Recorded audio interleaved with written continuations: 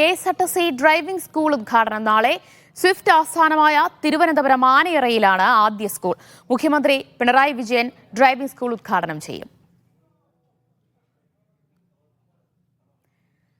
RB Sanoop തിരുവനന്തപുരത്ത് നിന്ന് വിവരങ്ങൾ നൽകും. സനൂപ്, KSRTCയുടെ പുതിയ സംരംഭമാണ് ഡ്രൈവിംഗ് സ്കൂൾ. ഡ്രൈവിംഗ് സ്കൂൾ ഉദ്ഘാടനത്തിന് സജ്ജമായി കഴിഞ്ഞോ? എങ്ങനെയാണ് ഫീസ് നിരക്കൊക്കെ? അതുമായി ബന്ധപ്പെട്ട വിവരങ്ങൾ ലഭ്യമായിട്ടുണ്ടോ?